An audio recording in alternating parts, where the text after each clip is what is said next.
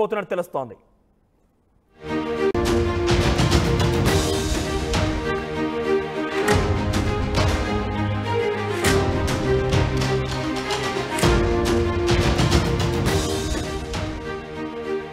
తెలంగాణలో రైతు రుణమాఫీపై రేవంత్ సర్కార్ కసరత్తు చేస్తోంది. ఇచ్చిన హామీ మేరకు రుణమాఫీని ఆగస్టు 15లోగా 2 లక్షల రుణమాఫీని మేము చేయబోతున్నామంటూ ముఖ్యమంత్రి రేవంత్ రెడ్డి అనేక హామీలు ఇచ్చారు. పార్లమెంట్ ఎన్నికల నేపథ్యంలో కూడా ప్రమాణాలు సైతం చేశారు. అయితే ఇదే విషయాన్ని ముందు వేసుకున్నారు రేవంత్ రెడ్డి. అధికారులతో చర్చిస్తున్నారు. ఎలాగైనా సరే ఇచ్చిన హామీ మేరకు రుణమాఫీని చేయాలనే విధంగా రేవంత్ రెడ్డి సర్కార్ ప్లాన్ చేస్తున్నారు. ఇందులో భాగంగానే మంత్రివర్గ సమావేశం ఉండబోతోంది. ఈ మీటింగ్ లో రుణమాఫీ విధి విధానాలు ఖరారు చేసే అవకాశం కనబడుతోంది. ఆగస్టు 15 లోపు 2 లక్షల రుణమాఫీ చేయాలని సీఎం రేవంత్ నిర్ణయం తీసుకున్నారు. పీఎం కిసాన్ తరహాలోనే రుణమాఫీకి కసరత్తు చేయబోతున్నారు. ఇక అమలు డేట్ కట్ ఆఫ్ కు సంబంధించి ఎప్పటి నుంచి డేట్ తీసుకోవాలన్న విషయంలో కూడా కొంత ప్రణాళికలు రూపొందించబోతున్నారు. అర్హులైన రైతుల్ని గుర్తించి విధి విధానాలు ఎలా ఉండాలనే విషయంలో కూడా వాళ్ళు దానికి సంబంధించి ఒక కొలిక్కి రాబోతున్నారు. పీఎం కిసాన్ తరహాలోనే అమలు చేస్తే బాగుంటుందనే విషయంలో వాళ్ళంతా కూడా ఉన్నారు. సో ఓవరాల్గా ఎంపీలు, ఎమ్మెల్యేలు, మేయర్లు, జడ్పీ చైర్మన్లు, ఆదాయ పన్ను కట్టేవారు, కేంద్ర రాష్ట్ర ప్రభుత్వ ఉద్యోగులకు రుణమాఫీ కట్ అంటూ కూడా చాలా కీలకమైన అప్డేట్ చూస్తున్నాం. సో ఎవరికైనా రైతు రుణమాఫీ వాళ్ళ కనుక సొంత ఏదైతే కల్టివేషన్ ల్యాండ్ అంటే వ్యవసాయ ఆధారిత భూములు ఉండి అది కేంద్ర ప్రభుత్వంలో కానీ రాష్ట్ర ప్రభుత్వంలో కానీ ఉద్యోగులుగా ఉన్న వ్యక్తులు కావచ్చు, లేక ఇతరత్ర ఎంపీలుగా, జడ్పీ చైర్పర్సన్లుగా, మేయర్లుగా, ఎమ్మెల్యేలుగా ఉన్న వాళ్ళు కూడా ఆ వ్యవసాయ ఆధారిత భూమి మీద కనుక రుణం తీసుకుంటే వాళ్ళకి రుణమాఫీ నో అంటూ కూడా చాలా బిగ్గెస్ట్ బ్రేకింగ్ చూస్తున్నాం మనం. సో గతంలో అయితే ఈ వ్యవసాయ ఆధారిత భూమి మీద ఎవరైనా సరే రుణం తీసుకున్నా కూడా అందరికి కూడా రుణమాఫీ ఉండేది. కానీ రేవంత్ రెడ్డి సర్కార్ ఒక అనూహ్యమైనటువంటి నిర్ణయం తీసుకుంది. ప్రభుత్వ బాధ్యతల్లో ఉన్న ప్రజాప్రతినిధులుగా ఉన్నప్పటికీ ఎవరైనా సరే ఆ వ్యవసాయ ఆధారిత భూముల ద్వారా రుణాలు కనుక పొందితే వాళ్ళకి రుణమాఫీ కట్ చేయబోతున్నారు. కేవలం పంట పండించేటువంటి రైతులకి మాత్రమే ఈ రుణమాఫీలో భాగస్వామ్యం ఉండబోతోంది. రుణమాఫీ జరగబోతోంది. వాళ్ళు ఇచ్చిన హామీ మేరకు 2 లక్షల రుణమాఫీ చేయబోతున్నారు. లేదనంటే ప్రజాప్రతినిధులైనా, కేంద్ర రాష్ట్ర ప్రభుత్వాల్లో ప్రభుత్వ ఉద్యోగులైనా, అది ఏ స్థాయి ఉద్యోగులు అనేది మాత్రం ఇంకా ప్రణాళిక పూర్తి స్థాయిలో రూపొందించలేదు. కానీ ప్రస్తుతం మనకున్నటువంటి సమాచారం మేరకు కేంద్ర రాష్ట్ర ప్రభుత్వంలో ఉద్యోగులుగా ఉన్న, ప్రజాప్రతినిధులుగా పనిచేస్తున్న వాళ్ళకి రైతు రుణమాఫీ అనేది ఉండదు. కేవలం పంట పండించేటువంటి రైతులకు మాత్రమే ఈ రుణమాఫీ ఉండబోతోంది. అయితే ఆగస్టు 15 లోపు రుణమాఫీ చేయబోతున్నాం, 2 లక్షల రుణమాఫీ ఉండబోతున్నట్టు కూడా పార్లమెంట్ ఎన్నికల నేపథ్యంలో అనేక రకాల ప్రమాణాలు చేయడం చూసాం. రేవంత్ రెడ్డి ఏకంగా అటు యాదాద్రి లక్ష్మణసింహస్వామి మీద కావచ్చు, వేములవాడ రాజన్న మీద కావచ్చు, ఎక్కడికి వెళ్తే అక్కడ స్థానికంగా ఉన్నటువంటి దేవాలయాలు, దేవుళ్ళ మీద కూడా ప్రమాణాలు చేశారు. సో ఆ ప్రమాణాన్ని నిజరూపం చేసే విధంగా రేవంత్ రెడ్డి కసరత్తు మొదలు పెట్టారు. అయితే దీనిలో తన బిగ్గెస్ట్ బ్రేకింగ్ ఏంటంటే కేంద్ర రాష్ట్ర ప్రభుత్వంలో పనిచేసేటువంటి ఉద్యోగులకి ఈ రుణమాఫీలో వాళ్ళకి అవకాశం లేదు. వాళ్ళు కనుక వ్యవసాయ ఆధారిత భూములు కనుక ఉంటే వాళ్ళు దానిపైన రుణం కనుక తీసుకుంటే వాళ్ళకి దాంట్లో అవకాశం లేదు. రైతు రుణమాఫీ కట్ కాదు. వాళ్ళకి కేవలం పంట పండించేటువంటి రైతులకు మాత్రమే ఈ రుణమాఫీలో భాగస్వామ్యం ఉంటుంది. వాళ్ళకి రుణమాఫీ జరుగుతోంది.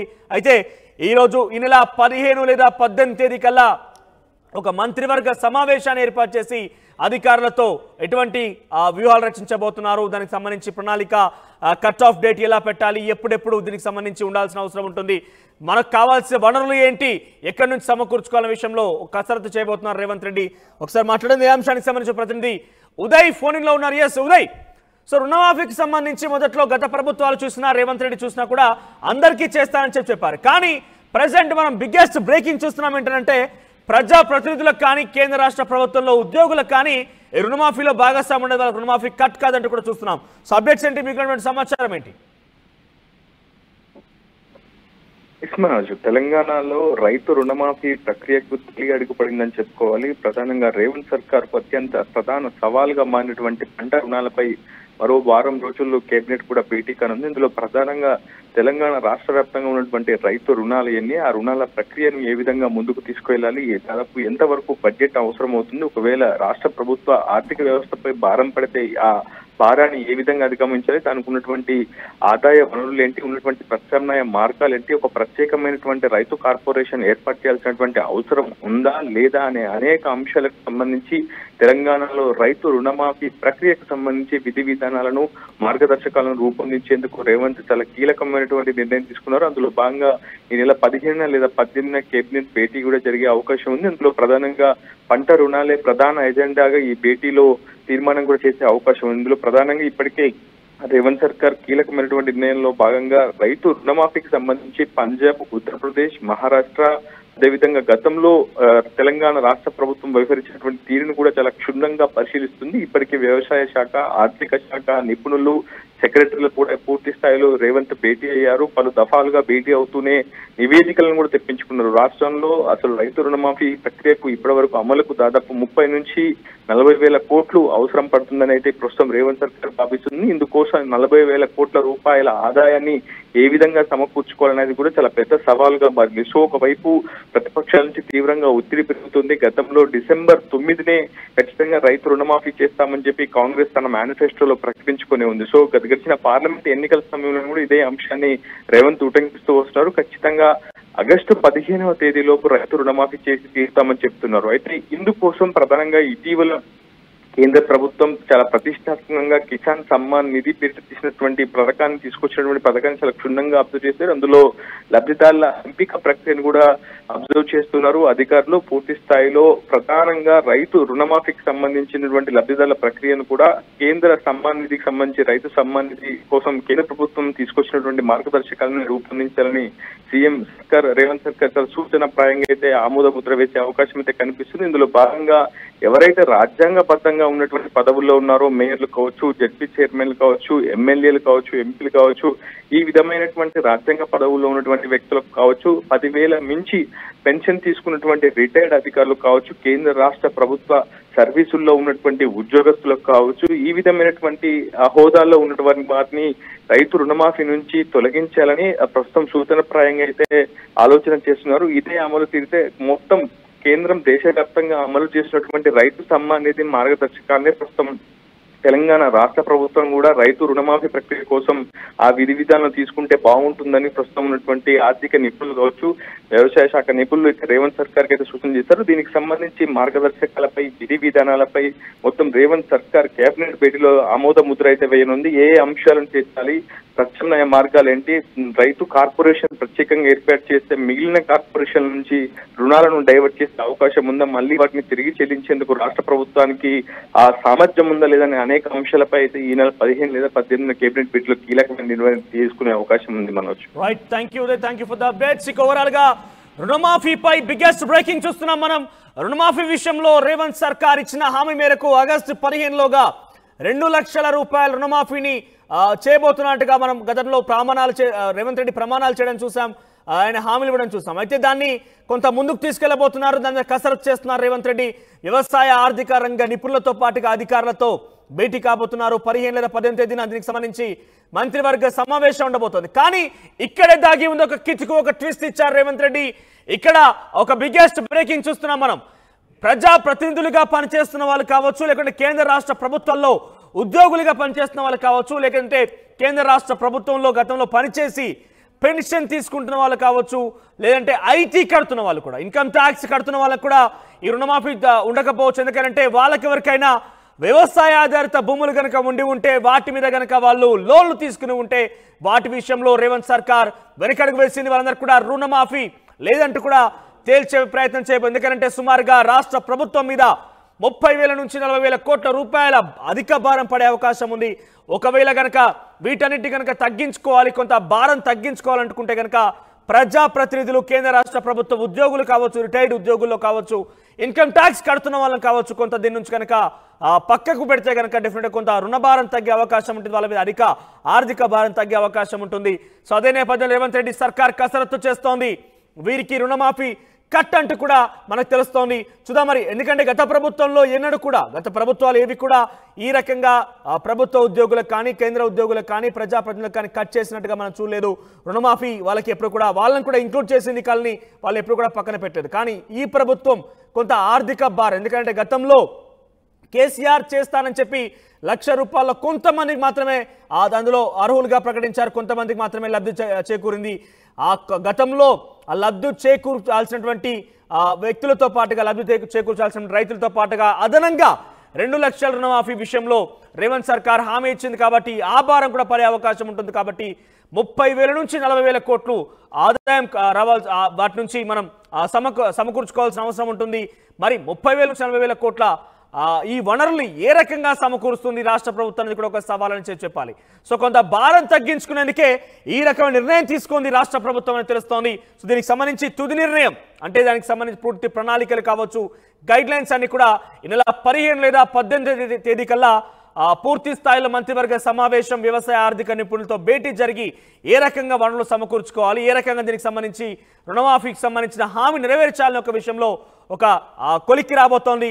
కానీ చాలా క్లియర్గా తెలుస్తున్న అంశం ఏంటంటే పంట పండించేటువంటి రైతులకు మాత్రమే రుణమాఫీలో ఇంక్లూడ్ కాబోతున్నారు. మిగిలినటువంటి కేంద్ర రాష్ట్ర ప్రభుత్వ ఉద్యోగులందరూ కూడా వాళ్ళ నుంచి పక్కన పెట్టబోతున్నారు. కేవలం పంట పండించేటువంటి రైతుకు మాత్రమే రుణమాఫీ అనే నిర్ణయం రేవంత్ సర్కార్ తీసుకోబోతున్నట్టు తెలుస్తోంది.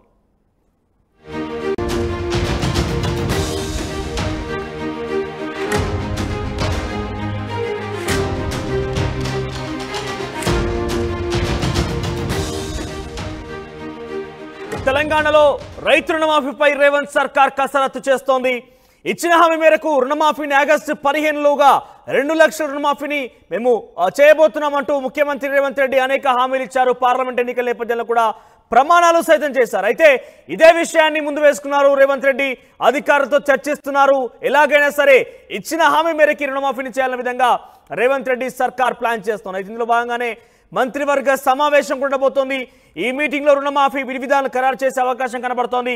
ఆగస్టు 15 లోపు 2 లక్షల రుణమాఫీ చేయాలని సీఎం రేవంత్ నిర్ణయం తీసుకున్నారు. పీఎం కిసాన్ తరహాలోనే రుణమాఫీకి కసరత్తు చేయబోతున్నారు. ఇక అమలు డేట్ కట్ ఆఫ్ కు సంబంధించి ఎప్పటి నుంచి డేట్ తీసుకోవాలన్న విషయంలో కూడా కొంత ప్రణాళికలు రూపొందించబోతున్నారు.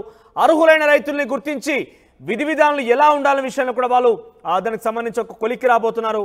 పీఎం కిసాన్ తరాల్లోనే అమలు చేస్తే బాగుంటుందనే విషయంలో వాళ్ళంతా కూడా ఉన్నారు. సో ఓవరాల్గా ఎంపీలు, ఎమ్మెల్యేలు, మేయర్లు, జడ్పీ చైర్మన్లు, ఆదాయ పన్ను కట్టేవారు, కేంద్ర రాష్ట్ర ప్రభుత్వ ఉద్యోగులకు రుణమాఫీ కట్ అంటూ కూడా చాలా కీలకమైన అప్డేట్ చూస్తున్నాం.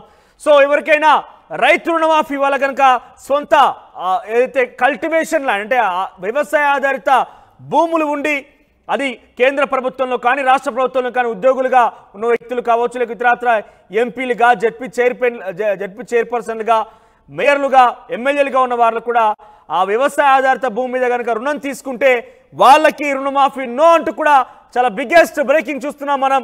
సో గతంలో అయితే ఈ వ్యవసాయ ఆధారిత భూమి మీద ఎవరైనా సరే రుణం తీసుకున్నా కూడా అందరికి కూడా రుణమాఫీ ఉండేది. కానీ రేవంత్ రెడ్డి సర్కార్ ఒక అనూహ్యమైన నిర్ణయం తీసుకుంది. ప్రభుత్వ బాధ్యతల్లో ఉన్న ప్రజాప్రతినిధులుగా ఉన్నప్పటికీ ఎవరైనా సరే ఆ వ్యవసాయ ఆధారిత భూముల ద్వారా రుణాలు కనుక పొందితే వాళ్ళకి రుణమాఫీ కట్ చేయబోతున్నారు. కేవలం పంట పండించేటువంటి రైతులకి మాత్రమే ఈ రుణమాఫీలో భాగస్వామ్యం ఉండబోతోంది. రుణమాఫీ జరగబోతోంది.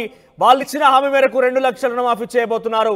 లేదనంటే ప్రజాప్రతినిధులైనా, కేంద్ర రాష్ట్ర ప్రభుత్వాల్లో ప్రభుత్వ ఉద్యోగులైనా, అది ఏ స్థాయి ఉద్యోగులనేది మాత్రం ఇంకా ప్రణాళిక పూర్తి స్థాయిలో రూపొందించలేదు. కానీ ప్రస్తుతం మనకున్నటువంటి సమాచారం మేరకు కేంద్ర రాష్ట్ర ప్రభుత్వంలో ఉద్యోగులుగా ఉన్న, ప్రజాప్రతినిధులుగా పనిచేస్తున్న వాళ్ళకి రైతు రుణమాఫీ అనేది ఉండదు.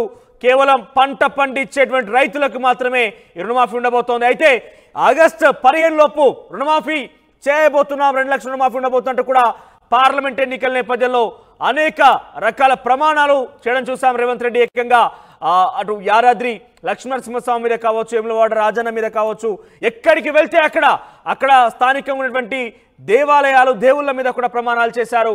సో ఆ ప్రమాణాన్ని నిజరూపం చేసే విధంగా రేవంత్ రెడ్డి కసరత్తు మొదలు పెట్టారు. అయితే దీనిలో తన బిగ్గెస్ట్ బ్రేకింగ్ ఏంటంటే కేంద్ర రాష్ట్ర ప్రభుత్వంలో పనిచేసేటువంటి ఉద్యోగులకి ఈ రుణమాఫీలో వాళ్ళకి అవకాశం లేదు. వాళ్ళు కనుక వ్యవసాయ ఆధారిత భూములు కనుక ఉంటే వాళ్ళు దానిపైన రుణం కనుక తీసుకుంటే వాళ్ళకి దాంట్లో అవకాశం లేదు. రైతు రుణమాఫీ కట్ కాదు. వాళ్ళకి కేవలం పంట పండించేటువంటి రైతులకు మాత్రమే ఈ రుణమాఫీలో భాగస్వామ్యం ఉంటుంది. వాళ్ళకి రుణమాఫీ జరుగుతోంది. అయితే ఈరోజు ఈ నెల 15 లేదా 18 తేదీ కల్లా ఒక మంత్రివర్గ సమావేశాన్ని ఏర్పాటు చేసి అధికారులతో ఎటువంటి వ్యూహాలు రచించబోతున్నారు, దానికి సంబంధించి ప్రణాళిక, కట్ ఆఫ్ డేట్ ఎలా పెట్టాలి, ఎప్పుడెప్పుడు దీనికి సంబంధించి ఉండాల్సిన అవసరం ఉంటుంది, మనకు కావాల్సిన వనరులు ఏంటి, ఎక్కడి నుంచి సమకూర్చుకోవాలనే విషయంలో కసరత్తు చేయబోతున్నారు రేవంత్ రెడ్డి.